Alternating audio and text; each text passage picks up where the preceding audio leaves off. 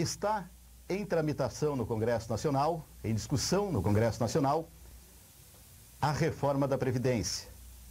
E muito se fala sobre o déficit que ela causa aos cofres públicos federais de em torno de 150 bilhões de reais. Há quem diga que isso não é verdadeiro. Está comigo aqui o senador Paulo Paim, ele que é do PT, aqui do nosso estado do Rio Grande do Sul, natural de Caxias do Sul, inclusive, né, senador? Caxias do Sul. E que está... Bairro Pio X, Santa Catarina. Nasci ali na divisa dos dois. Aqui no ladinho de Nova Petrópolis. Isso, certamente pertinho. Conhece tão bem aqui nosso município. Bem a região. Já esteve aqui na Rádio Nova FM também, em outra oportunidade, né, senador? Outra oportunidade. É uma alegria enorme vir essa bela cidade. Tanto que eu tenho atendido com muito carinho as emendas da região e Nova Petrópolis, como Picada Café, enfim, todas as cidades do estado estão contempladas, né? E aqui eu mandei 3 emendas, uma para a Rádio Coberta e 2 de 250 mil cada uma para a saúde, e cada mandato eu mando no mínimo 2 emendas, viu? E eu faço isso para todo o Rio Grande. Estou aqui relatando só os fatos. Eu tenho uma visão republicana, que o dinheiro do orçamento não é para fazer campanha eleitoral, mas sim de você atender o povo do teu estado, o carinho como eles te tratam, e tanto que no processo eleitoral nos mandaram para lá como o senador mais votado da história do Rio Grande, né? E graças a esse carinho, eu estou lá já 4 mandatos de deputado federal, 2 de senador, e fui considerado agora o melhor senador do Brasil pelo Atlas Político, que é uma entidade que não é ideológica, não é partidária, inclusive os mentores dela são formados em Harvard, aqui nos Estados Unidos, né?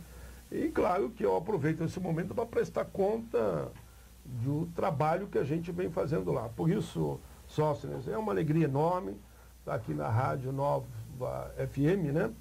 Esse teu programa aqui, Jornal da Tarde, acompanhado pelo Décio, que foi vereador, hoje é um empresário bem sucedido, eu diria, né? Pelo trabalho que ele vem fazendo com responsabilidade social. Eu estou à tua disposição para falar dos temas que você entender necessário. O senhor falou antes... que você achar melhor, e eu responderia na ótica que eu achar que devo responder. O importante é isso, né? É responder, haver né? uma resposta. Não se omitir. Não se omitir. É isso que a gente quer dos nossos políticos, todos eles, né? Ainda mais nesse cenário que se encontra no nosso Brasil, né? Que a credibilidade do político, acho que vocês têm sentido isso, até nas próprias eleições, aí isso acaba refletindo essa imagem que alguns políticos, né, acabaram fazendo com que criasse a figura dele. Porque é raro, que tem que ser político, seja quem for, não importa o partido, né? Seja político, seja empresário, seja banqueiro, seja do executivo, né? Enfim, do Congresso, errou, vai responder pelo que fez. Eu, graças a Deus, pode procurar com lupa, que não vão achar meu nome em lista nenhuma. E o povo gaúcho sabe disso. Mas, sem dúvida, há um desgaste muito grande dos partidos e dos políticos. Por isso você vai ver que eu estou com uma plaqueta aqui, Frente Ampla pelo Rio Grande, né? É uma visão de olhar de forma, digamos, mais ampla para o país e querer que os melhores quadros, independente do debate ideológico, partidário, mesmo dessa ou daquela posição no campo daqueles que têm uma visão humanitária, porque é importante ter uma visão humanitária, solidária, fraternal, olhar com amor para o próximo, se colocar no lugar do outro. É nessa visão que nós defendemos e lançamos ontem em Canoas essa ideia de uma frente ampla pelo Brasil.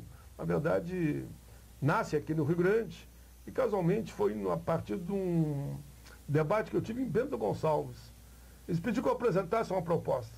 E eu apresentei essa ideia de uma frente ampla pelo Brasil, e que começou a dar os primeiros resultados, porque a gente percebe que as pessoas querem uma nova luz, como é que a gente fala, no fim do túnel, né? E que não seja o trem, né? E que não seja o trem na contramão. Não, de jeito nenhum. Eu sempre digo até que pegando o trem, esse país tem que voltar para os trilhos, né? E pegando o trem, eu sempre digo que em cada estação, alguém sobe, alguém desce. E alguns que ficam sentados ali só olhando o trem passar. Não dá. Pegue o trem, faça a sua parte, desça na outra estação e continue caminhando para a construção de uma pátria melhor para todos. Exato. Dentro desse processo, Paim, de construção de uma pátria melhor para todos, há discussões as mais diversas atualmente de âmbito de reformas, né? Tivemos aí a reforma trabalhista e agora vem a reforma da Previdência, esse debate da Previdência que está sendo realizado, e a gente tem acompanhado o seu trabalho e percebido aí que o senhor é um dos que mais tem defendido, né, que não há esse déficit todo que está sendo apregoado, que está sendo anunciado pelo governo. Criado quase um terrorismo junto à população. E aí eu pergunto para o senhor, é verdadeiro esse déficit? Não é. Te digo com muita satisfação, Tósteres, que esse tal de déficit é uma mentira, é uma farsa. Por quê? Eu vou te explicar por quê. Eu fui constituinte, né? Eu me elegi constituinte, isso foi em 86, fui constituinte de 87 a 88, de lá para cá nunca saí do Congresso, culpa do povo gaúcho. Eu agradeço ao povo gaúcho, que me colocou inclusive como o senador mais votado da história do Rio Grande nas últimas eleições. E lá dentro, eu me preocupei, porque lá dentro do Congresso, você tem parlamentares que são generalistas, sabem de tudo, mas não sabem de nada. Mas tem alguns que tem que ter uma visão da conjuntura, claro, mas tem que aprofundar em alguns temas. Eu aprendi muito, estudei muito sobre o mundo do trabalho, e quando digo mundo do trabalho é empregado e empregador, não é só empregado não. E a questão da seguridade social, onde está assistência, previdência e saúde. Então, por que eu digo que não tem déficit? Quando nós, constituintes, percebemos que só a contribuição de empregado e empregador, vou até tirar o chapéu aqui para ficar o rosto mais claro aqui, já que eu sou negão, né? Da população. Não, a luz aqui é fraca. Isso é para descontrair. Para descontrair, né? Nós colocamos lá, além da contribuição de empregado e de empregador, contribuição também da tributação sobre lucro, sobre faturamento, PIS, PASEP, jogos lotéricos, e na época depois entrou inclusive a CPMF, que hoje não tem mais. Acontece que até hoje, essa arrecadação eles não botam na Previdência. E desviam para outros fins. Outra, quando você vende, compra uma casa, eu sei que eu não fiz a minha no caso, tu paga um percentual para a Previdência, não paga? Esse é o da Previdência. Também não vai para lá. Então, os estudiosos que estão me assessorando lá na CPI que eu presido, eu sou o presidente da CPI, o relator é o senador Aurélio José, e ele tem a mesma visão que eu tenho. Nós, no primeiro momento, chegávamos a fazer o cálculo que a dívida que nós teríamos que receber, eu digo a Previdência, que era do povo, né? Era mais ou menos 500 bilhões de reais. Depois fomos ver que não era só isso. É em torno de 700 bi, só a chamada dívida ativa pronta para ser executada e não é cobrada. Depois vamos ver que a apropriação indébita, aquilo que um setor do empresariado, que não tem responsabilidade social, é um setor, e pode saber que não são os pequenos, são os grandão. Eles descontam do trabalhador e não repassam para a Previdência, chega a 30 bi por ano. Cada 4 anos, 3 vezes 4, 12, 120 bi. Aí a gente tem mais 120 bi. Com a DRU, eles retiram 30% da seguridade, que dá mais ou menos mais 70 bi. Ligeirinho, nós estamos chegando a 900 bi. Mas agora, se você pegar as anistias, a não cobrança de multas e juro e correção, como eu diria, daqueles que não pagam, se você botar em consideração o tal de refis, que faz o tal de refis, tu renegocia para pagar em 10 anos, não paga, pega mais dinheiro emprestado, por exemplo, do BNDES, continua não pagando e não paga também a Previdência. Os números atualizados, no primeiro momento deu 2 trilhões. Depois fomos ver, e o doutor Paulo, que é um promotor público de São Paulo, me levou essa semana lá. Em resumo, está em torno de 6 trilhões já. 6? A receber. Assim mesmo, com todas essas maracutaias, esses desvios, esses roubos, que vai para a linha da corrupção e da falta de ética, ainda apesar disso tudo, se só computar e não usasse o dinheiro da Previdência para pagar outras dívidas, porque lá no Congresso é seguinte a gente vê, destina da Seguridade tanto para o Executivo, outras áreas, né? Destina-se para o Judiciário, destina-se para o próprio Legislativo. Assim mesmo, nós estaríamos em média hoje com, tranquilamente, um superávit anual de em torno de 50 bi. Já foi 180, já foi 80,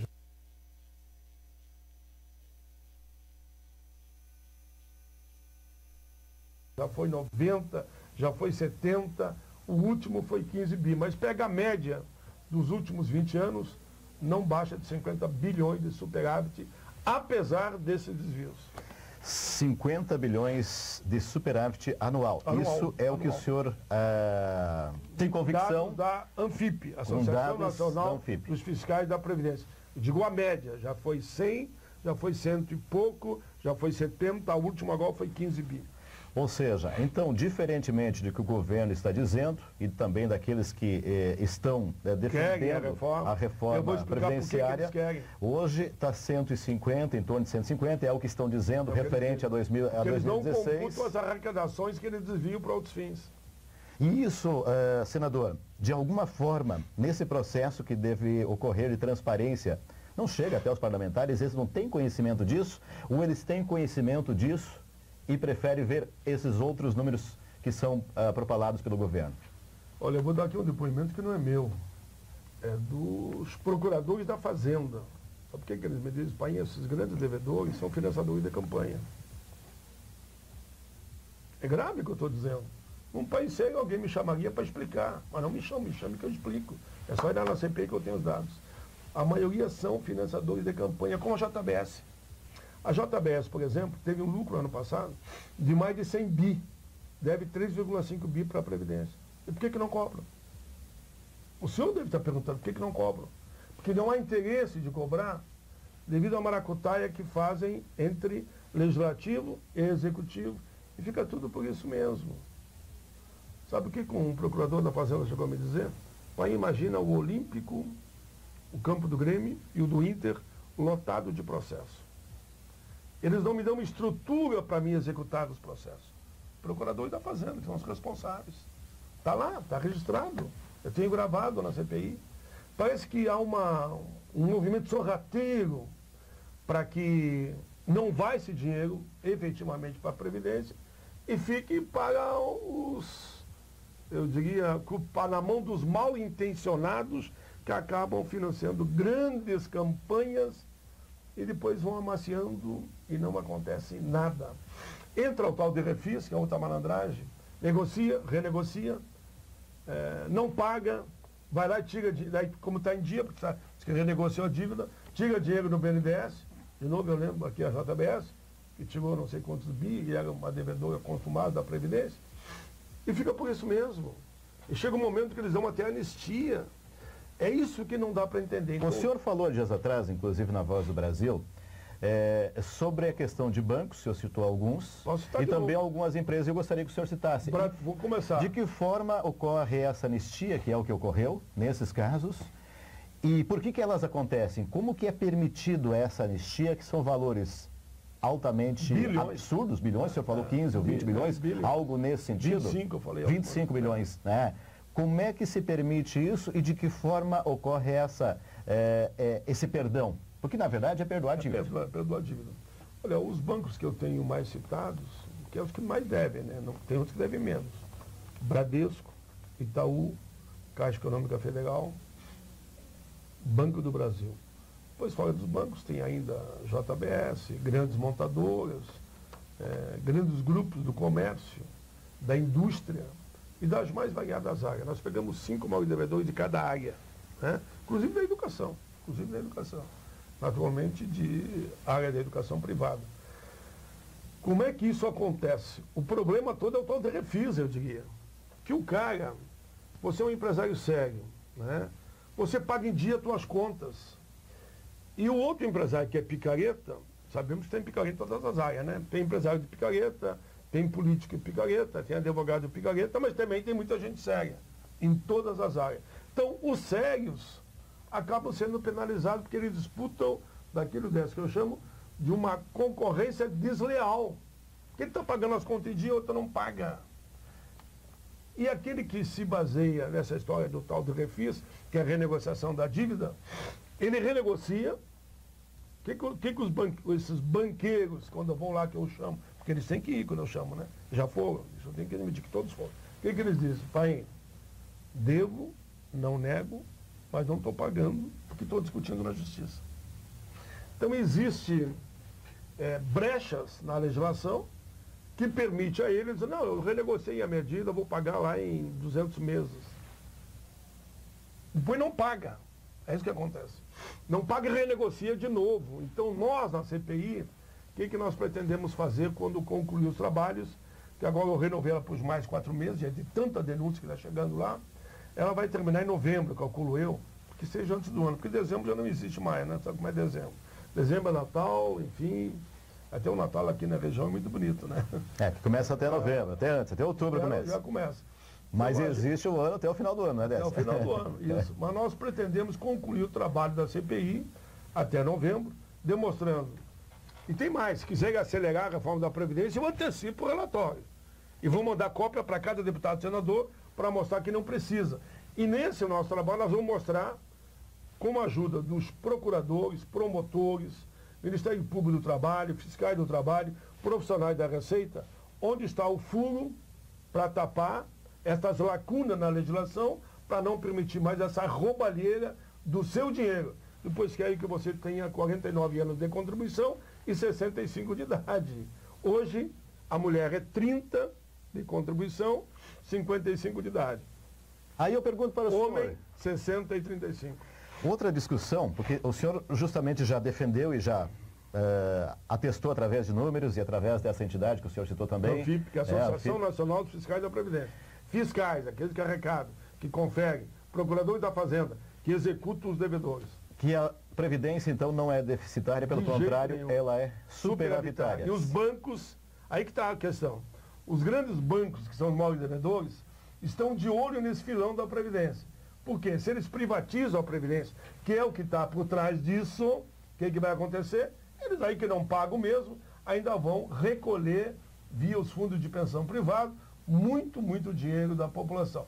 Isso, a certo momento, como já fizeram em outros países, eles decretam a falência do fundo e adeus, não precisa pagar ninguém. É isso que está por trás, é esse banditismo aí, e por isso que nós estamos lá brigando contra a reforma da Previdência. Muito bem, realmente, é algo criminoso. É o criminoso, da forma, interesses escusos e que acabam... Por trás do pano. Por trás do pano, exatamente.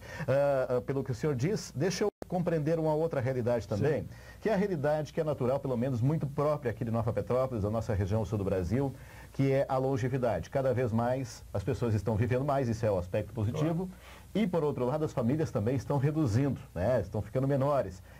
No máximo 2 filhos, algumas têm mais do que 2 filhos, e também às vezes aquelas que justamente não têm um grau de estudo maior e também não tem políticas públicas que possam atendê-las, é as que às vezes acabam tendo um número maior de filhos. Não tem acesso, muitas vezes, à própria questão da saúde, se bem que a saúde hoje está, né, em todo o Brasil, não da forma que deveria estar, e a gente sabe que está muito precária. É um grande problema. Mas a informação chega. A saúde e a educação estão muito ruim ambas. Exato. Pergunto para o senhor, que o PT já por muitos anos, né, governou o Brasil, na época em que o presidente Luiz Inácio da Silva esteve à frente do governo por 2 mandatos, a presidente Dilma por 1,5 praticamente, 1,5 praticamente. Nesse momento, a Previdência, ela não era deficitária, porque imagino que não fosse também. E qual que era o entendimento de vocês acerca esse outro fenômeno, que é justamente a redução do número de massa trabalhadora, das pessoas que efetivamente vão contribuir, né? E também a longevidade, já que, mantendo-se as atuais regras para a Previdência, né, o aposentado vai usufruir por mais tempo desse benefício. Naquele momento, por que não se discutiu isso ou não era importante? Via-se que a Previdência teria ainda muito mais tempo para dar sustentação, né, sem que houvesse um déficit. É exatamente isso. Eu discuti inúmeras vezes com 10, 12 ministros da mesa sobre essa questão da Previdência. E mostrava a eles que não havia déficit e eles se convenceram também, pelos seus estudos, que não havia déficit. Se não há déficit, não tem por que fazer uma proposta maluca como essa, como esse governo apresentou. Eu vou dar um exemplo. 49 anos de contribuição em 65 de idade, sabe com que idade, na verdade, você vai se aposentar, você que está me ouvindo nesse momento? Que a média de emprego do brasileiro é 9 meses em 12, a média.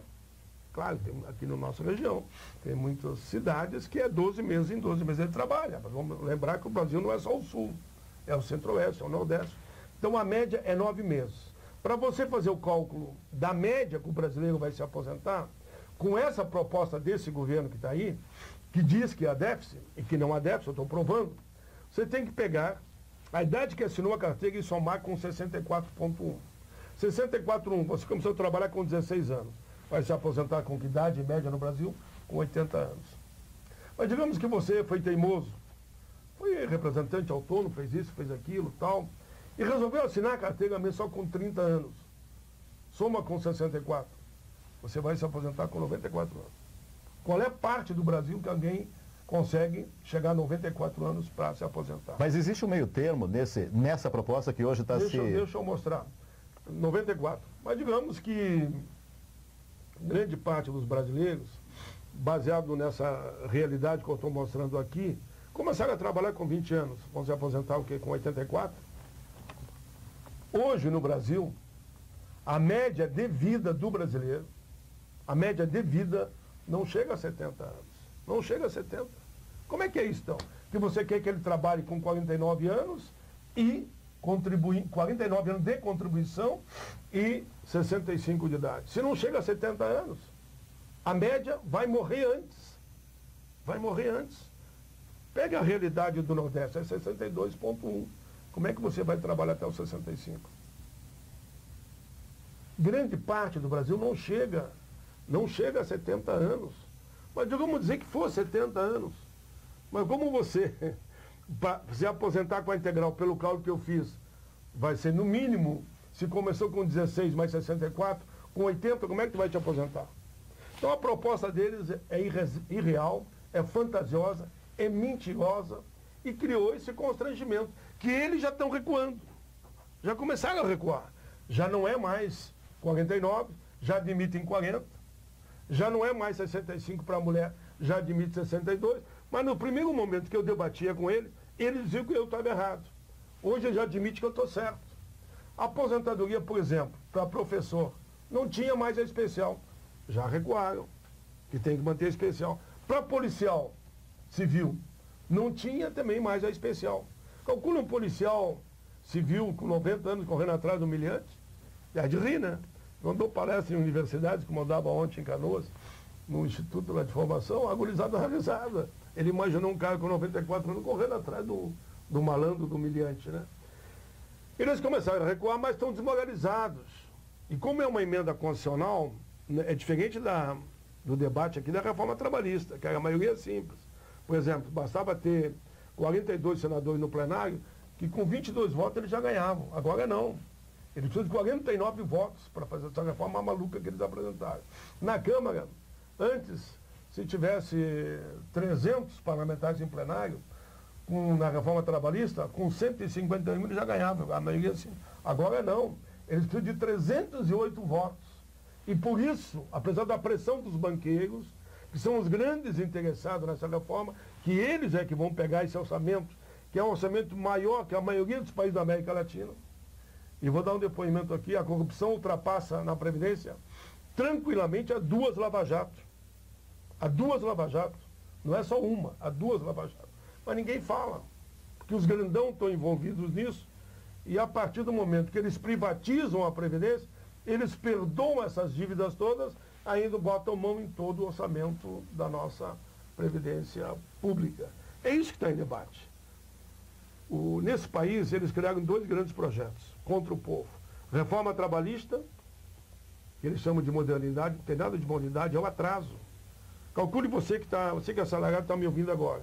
Vamos pegar a reforma trabalhista como alguns exemplos rápidos. Você vai receber somente salário por hora. Teu empregador te chama, te dá 2 horas, te paga e te manda embora. Depois, a semana que vem, ele te chama, trabalho intermitente esse, e te dá 10 horas e te manda embora, te paga aquelas horinhas e acabou. Autônomo exclusivo, como agora as grandes empresas estão fazendo já em São Paulo, e a Caixa Econômica Federal, a Caixa, já não vai fazer mais concurso, só vai terceirizar autônomo exclusivo e jornada intermitente. Quem vai pagar teu 13º? Quem vai pagar tuas férias? Quem vai pagar tua previdência? Quem vai pagar teu fundo de garantia? Se ele te dá algumas horas por mês, dá para ver se ele pagou isso. Não pagou. Hoje, para tu ter uma ideia, arrecada do trabalhador e não passa para a Previdência, mais ou menos 30 bi por ano, que dá mais de 120 bi cada 4 anos.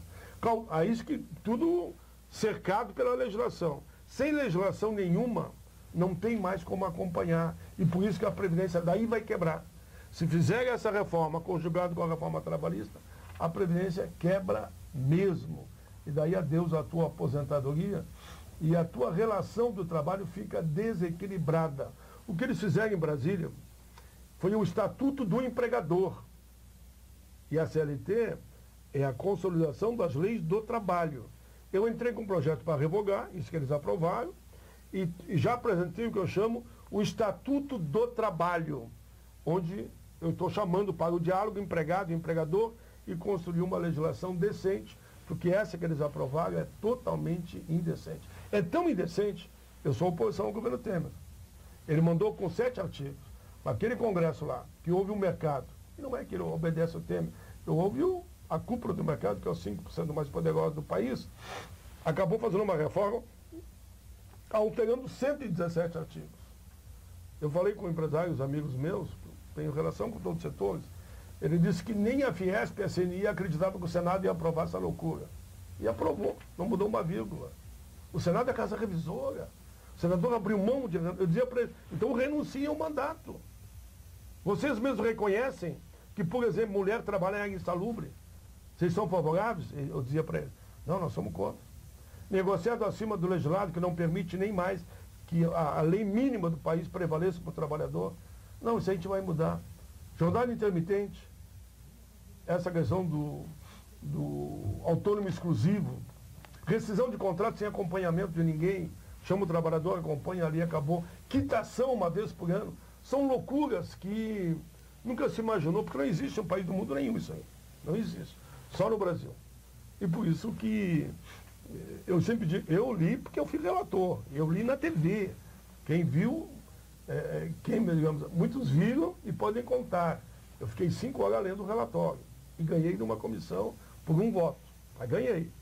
Perdemos em outras duas, né? Daí foi para o plenário e no plenário nós perdemos. E aí eu pergunto para o senhor, por que perdemos? A frase eu queria dizer, quem leu e votou, para mim usou de má fé. Quem não leu é mais grave ainda, porque como é que você lê uma coisa que você aprova uma coisa que você não leu? Praticamente o senhor respondeu o que eu ia perguntar, mas eu quero ampliar essa discussão, o porquê de passar pelo Senado... Sem nenhuma mudança. Sem nenhuma mudança, entendendo que a casa revisora, ou seja, passou... E eles mesmos admitiram que tinha problema. Passou dessa casa, só é a sanção presidencial, que já era um projeto do governo. Claro. E aí eu pergunto para o senhor disse, né, na sua vida como político e na sua vida pessoal, nem com a lupa é possível ver qualquer tipo de erro que o senhor tenha. Lista que eles chamam. Dessas listas que o senhor tem. De má conduta. De má conduta. Agora, há no Senado essa má conduta, como a gente pressupõe, até naquilo que a gente comentava antes, de haver dentro do âmbito político, principalmente, que a gente sabe, cada vez mais tem mais políticos citados aí, claro, em várias operações, em várias listas e tudo mais. A gente sabe essa relação promíscua, muitas vezes, com o próprio empresariado, e o senhor citou aí a questão dos próprios bancos, que são financiadores de campanha. Claro. Como que é o Senado, já que o senhor é uma pessoa que tem essa capacidade de julgar os seus pares, não num julgamento pessoal, mas sim pelo trabalho... Uma visão... Genérica e macro. E macro. Do que acontece lá dentro, já que eu estou lá dentro há 30 anos. Já teve que... Eu tenho que saber, como o cara vai dizer, tudo bem que tu não saiba como aquele partido age lá em tal estado, mas dentro do Congresso tu tem que saber, e eu sei. Já teve políticos, se não estou equivocado, até aquele senador que foi cassado, agora fez o nome dele. Delcídio Amaral, que disse que se fosse fazer uma investigação ou se fosse trazer as limpas, trazer as claras, todo o trabalho dos senadores e a forma de atuação não passaria algo em torno de 2/3. Isso é real? Realmente há todo esse comprometimento escuso com iniciativa privada ou mesmo de âmbito político que reforça justamente o que disse um político e aquilo que a população também pensa em relação a essa casa revisora, a essa importante casa do Parlamento Federal? Senador. Infelizmente ele tem toda a razão. Viu? Toda a razão. Toda a razão. Eu dou testemunho com muita tranquilidade porque eu votei até pelo afastamento dele. Por que eu votei pelo afastamento dele? É do PT. Porque ali o afastamento era para ele ser processado e julgado. Culpado, culpado, inocente, inocente. Coisa que a Câmara não fez no caso do presidente Temer. O que se pedia? Que o Supremo Tribunal Federal pudesse, então, julgar culpado, culpado, inocente, inocente. Na questão do Delcídio, do meu partido, quando eu vi as denúncias, nós, e não só eu, outros senadores também, não. Ele vai ser julgado. E aí vamos ver se é culpado ou inocente. E essa declaração que ele deu, ele tem toda a razão. Eu vou dar um exemplo agora. A denúncia contra ele foi uma denúncia de que havia gravações onde ele teria dito que havia envolvimento no campo do obstáculo à justiça, que envolvia inclusive o Supremo Tribunal Federal. Eu, na minha concepção, digo, bom, vamos deixar o processo correr para ver o que vai dar. O Aécio Neves, envolvimento comprovado de R$2 milhões. Eu não estou fazendo nenhum ataque pessoal. Foi a mesma questão, foi para o Senado, para a Comissão de Ética, nem chegou no plenário, eu votaria da mesma forma que eu votei no Delcídio. Simplesmente mandaram arquivar o processo. Mas vamos pegar o Temer, que mandaram também pela Câmara arquivar o processo. Então isso mostra que há um conluio muito grande da maioria, eu diria, no Congresso, Câmara e Senado, com esse esquema de desmando, de corrupção e de falta de seriedade que permite que isso esteja acontecendo no nosso país. Esse país virou uma lambança. Tanto que, quando você vê esse emblema aqui no meu peito, Frente Ampla pelo Brasil, eu tenho dito que nós temos que formar uma frente ampla pelo Brasil, dos setores sérios e responsáveis da sociedade, parar com esse debate de nós contra eles, eles contra nós, um debate que não termina nunca, enquanto que o povo está sofrendo. E nós temos um congresso, eu vou dizer aqui uma charge que eu recebi de um chargista, e ele me deu ela para mim e perguntou se eu assinava com ele, eu assinei. Sabe o que é a charge? Tem a figura do Congresso, do Executivo e do Judiciário. O Judiciário com a lama da podridão até em cima, o Congresso quase todo inundado também, e já a lama chegando no Judiciário e chegando muito mal, cheio de mosca. Temos um país de um Congresso que eu diria, de um Executivo podre, de um Congresso que está apodrecendo e um Judiciário que deixa muito, muito a desejar. É só ver os últimos julgamentos que houveram. Estão havendo aí, liberando, inclusive, pessoas que comprovadamente estariam comprometidos com falta de postura, né, e de conduta com o bem público.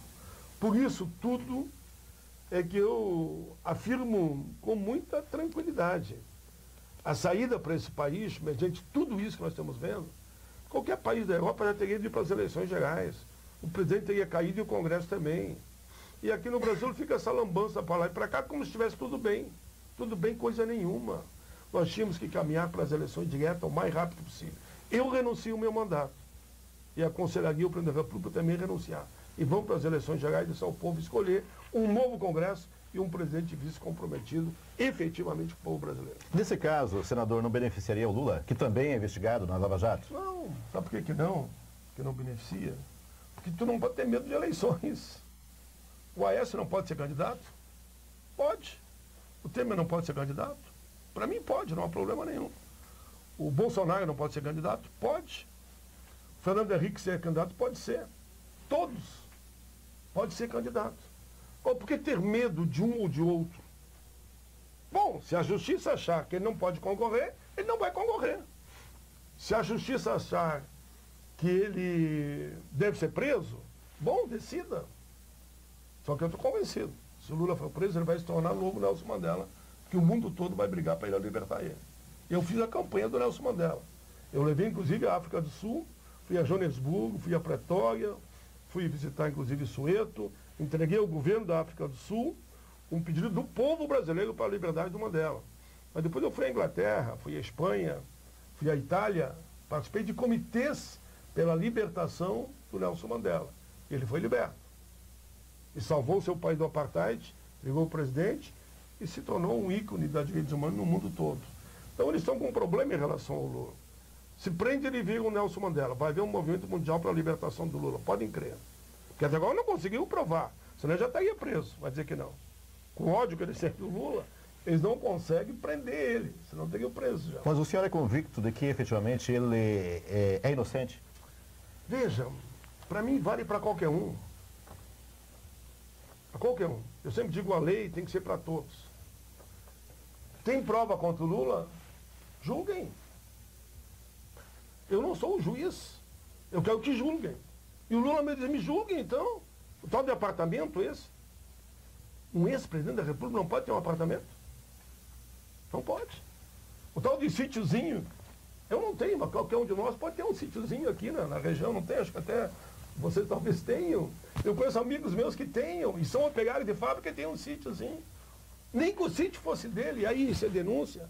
Quando temos denúncia de bilhões, de milhões e milhões e milhões, varrendo esse país de ponta a ponta, todo mundo sabe. Julguem o Lula. Digam se ele é culpado ou inocente. É só isso que nós queremos saber. O povo quer saber.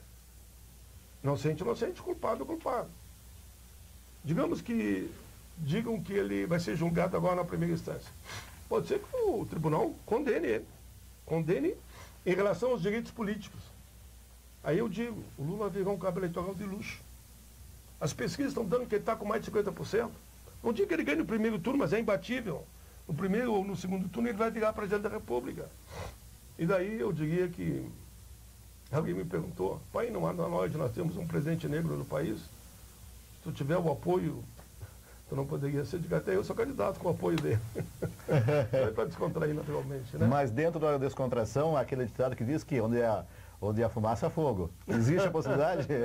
Existe mesmo que pequena ainda uma possibilidade do senhor vir a ser o candidato? Eu estou trabalhando muito com a Frente Ampla, Frente Ampla pelo Brasil, e ela está segurando todo o Brasil. Há inúmeros segmentos de homens cegos e mulheres cegas que estão fazendo esse debate de nós temos um projeto de nação. Um projeto que olha para todos, para a agricultura. Eu vou dar um exemplo. Os países do primeiro mundo, mais ou menos o mercado interno, ele é responsável por 20%. Os Estados Unidos é 1%. Sabe quanto é no Brasil? É 4%. Por exemplo, da autonomia, da poder de compra, é bom para o empresariado, é bom para o consumidor, é bom para o trabalhador, porque vira divisa, vira emprego. Por que a gente não avança nessa área? Eu diria que tudo, quem é que não gostaria de ser prefeito da sua cidade, governador do seu estado e presidente da República? Qualquer um gostaria de ser. Como é que o gaúcho diz? Se o cavalo passar encilhado, não tem como você não sair a galope, né? Ainda mais se tiver o cavalo encilhado puxado pelo ex-presidente. Pelo ex-presidente Lula. Que tem toda essa... Estou falando de pesquisa, né? Toda essa força política, ele está disparado em primeiro lugar. Quem está mais perto dele, ele está próximo a 50%. Quem está mais próximo dele está com 14%, e é o Bolsonaro. Que eu acho que não cresce mais. O Aécio bateu para 2%. O tal de Dória está com 4%. Quando volta o Alckmin, ele fica menos que o Dória ainda. E os outros candidatos não decolam. Pode ver, os outros candidatos não decolam. E o Lula está fazendo caravanas por todo o país agora. Ele começou pelo Nordeste. Vai chegar aqui no Sul rapidamente. Muito bem.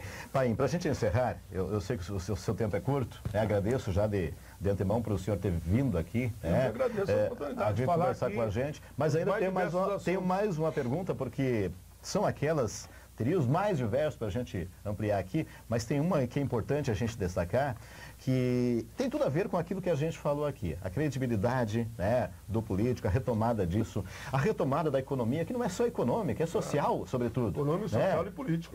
E político, que o senhor falou. Temos uma discussão, uma reforma política, inclusive com recursos públicos, da ordem de 3,6 bilhões aí. 3,56 bilhões. Que é um valor significativo. Claro, é um valor um país muito... como o nosso. Também algumas regras, né, a questão do distritão, acho que foi a nível de Câmara, tem que passar pelo Senado. Isso, mas eu estou acompanhando.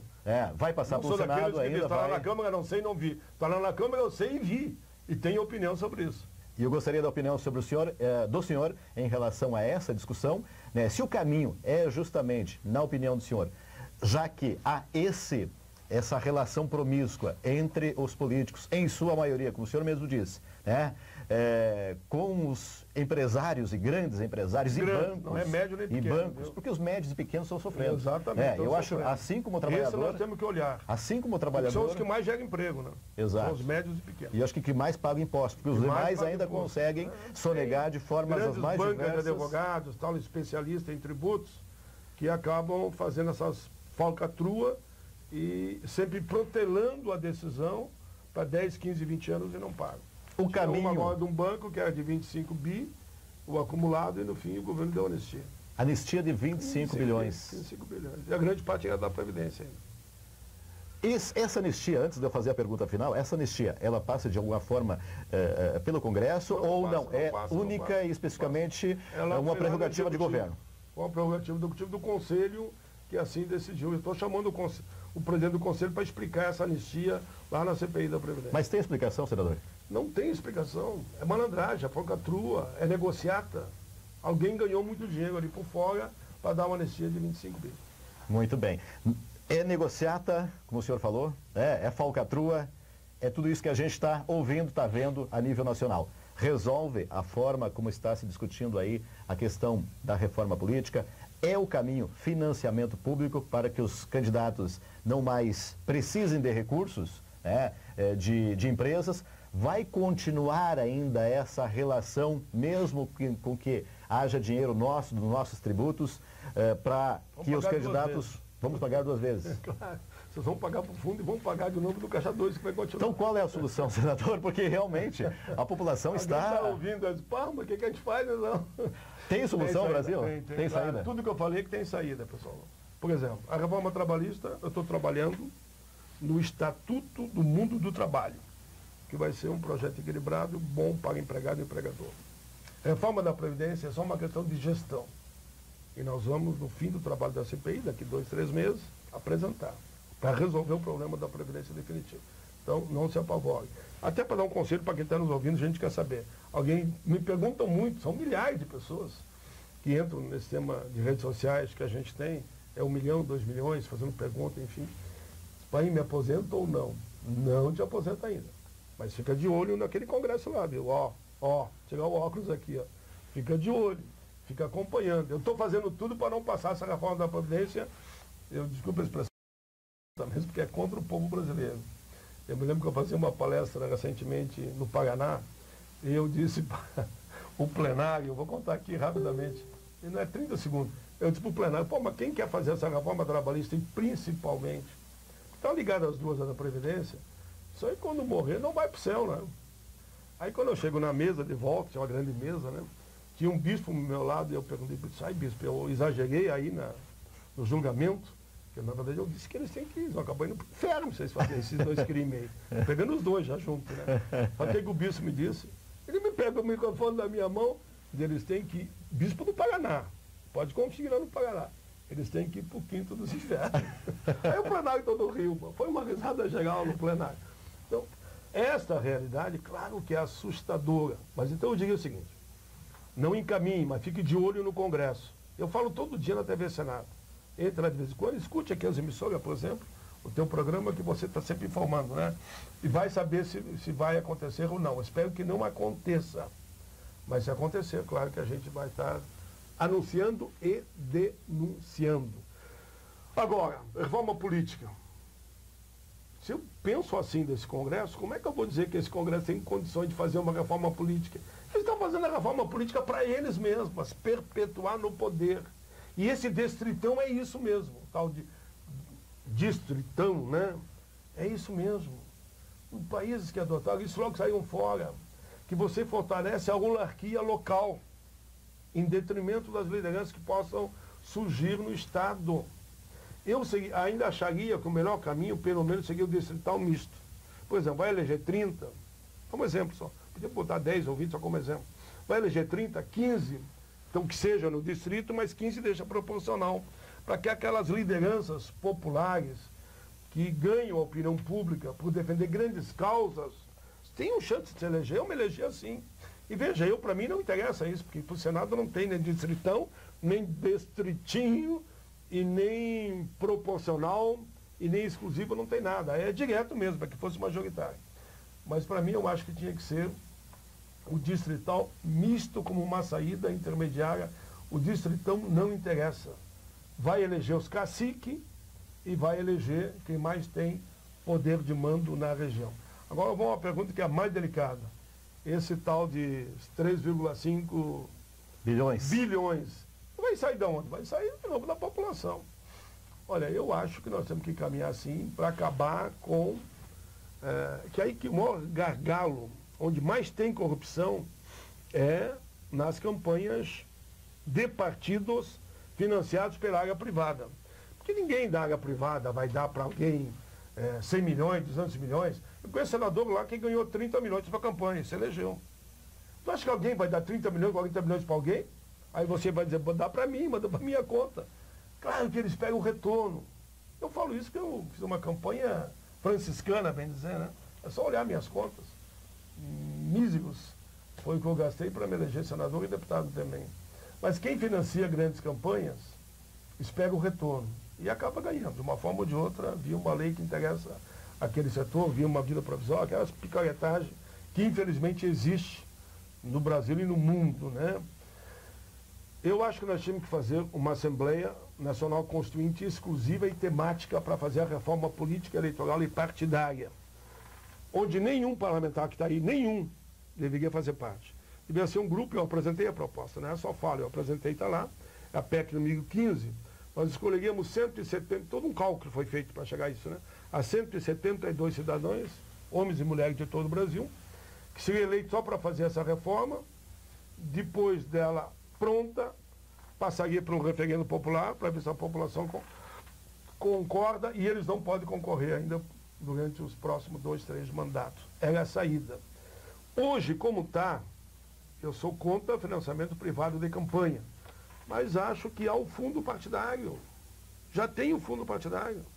Como é que vai ser agora? Vai ter o fundo partidário e mais um outro fundo para a campanha? Eu preferiria que tivesse o fundo partidário e ali, com esse fundo, você financiasse as campanhas dos teus candidatos. Mas agora botar a mão em mais 3,5 bilhões, eu acho que é um exagero. Poderia dar uma reforçadazinha mínima no fundo lá partidário, e aí tocar a vida até que viesse a Assembleia Nacional Constituinte exclusiva, como eu estou propondo. O senhor falou justamente sobre que a população vai pagar duplamente. Vai pagar. Seja pelo seu dinheiro, seja pelo dinheiro ilícito que vem através dos próprios empresários, que se não efetivamente continuarem doando... esperando vir de volta o dinheiro. Exato. Há dias atrás, o presidente Lula, ex-presidente, ele deu uma entrevista a uma rádio, acho que de São Paulo, até uma rádio não das mais conhecidas. Ele comentou até o seguinte, eu estava acompanhando pelo Facebook. Ele disse o seguinte, que se for punir todos que receberam Caixa 2, que é aquele dinheiro que acaba vindo, todos os políticos praticamente não passariam pelo crivo, ou a grande maioria. O senhor concorda com isso? Porque daí vai aquela ideia também, o seguinte, que de uma forma ou outra todos estão sendo beneficiados, ou a grande maioria, através do Caixa 2, que não é aquele valor declarado, que vai para a Justiça Eleitoral. E não sendo valor declarado, qual que é o interesse desse outro valor? Aí é a malandragem que existe, infelizmente, na política, por isso que eu sou contra essa ajuda para a campanha do setor privado, e acho que devia ser baseado no fundo partidário, e com uma fiscalização muito enérgica do tribunal para não permitir essas maracutaias. O que o presidente quis dizer, imagino eu, e não vai nada na contramão daquilo que eu disse aqui. Se a maioria no Congresso Nacional tem problemas, é porque a maioria, de fato, foi financiada também por Caixa 2. Mas a maioria não são todos. Não é só eu que eu vou dizer. Mas nesse caso... tem gente séria lá dentro. Nesse caso, ele não estaria, de alguma forma, assumindo um pouco de culpa também? Uma meia-culpa não estaria fazendo? Não, de jeito nenhum. Aqueles que usaram da Caixa 2, que receberam o dinheiro e não declararam, eles é que têm que assumir o que fizeram. Eu sempre digo, a lei é para todos. Quem cometeu o crime que seja julgado e preso se necessário, pelo tempo necessário. Agora, quem nunca pegou dinheiro de Caixa 2, o que vai assumir culpa? Não vai assumir culpa nenhuma. E se uma maioria lá permite que isso aconteça, como foi a reforma trabalhista, como exemplo, e como pode ser a reforma da Previdência, eu vou ser culpado? Não. Eles que respondam pela reforma trabalhista, que eu disse que ia acontecer exatamente o que está acontecendo, e que respondam também se aprovarem a reforma da Previdência. Caixa 2 é a mesma coisa. Peguem as listas, estão públicas aí não. Vão a fundo nas listas. Vocês vão achar os 300 nomes. Vê se o meu nome está lá. Nenhuma delas. Nenhuma. Pode pegar uma lupa e procurar. E no que depender do senhor, não passa a reforma da Previdência da forma como está? Não passa e eu vou brigar para alterar ainda o que passou da reforma trabalhista. E não passa a da Previdência. Eles terão mais dificuldades, se depender de mim, não passa. Vou fazer de tudo para barrar. Mas se caso passar um monstro desse, quem votar nessa reforma, com certeza o povo vai dar o troco em 2018, não elegendo novamente. Muito bem. Aí senador, tem uma frase, me permita que eu diga. Fique à vontade. O ex-governador Colares, é do meu partido, ele tem um poema muito bonito, que ele diz o seguinte: tua arma é teu voto, põe na mão o título de eleitor, tua arma é teu voto, tua arma é teu voto, é a arma da paz, da justiça, da liberdade e da igualdade. Valorizem o voto. Exato, verdade. Cada um tem que ter consciência do seu voto, do seu poder de cidadão, que é manifestado, sobretudo, pelo voto, né, de confiança. É fundamental. E a confiança... Para renovar o Congresso. Exato, a confiança... E para renovar o Executivo também. Exato. Que acaba repercutindo no Judiciário.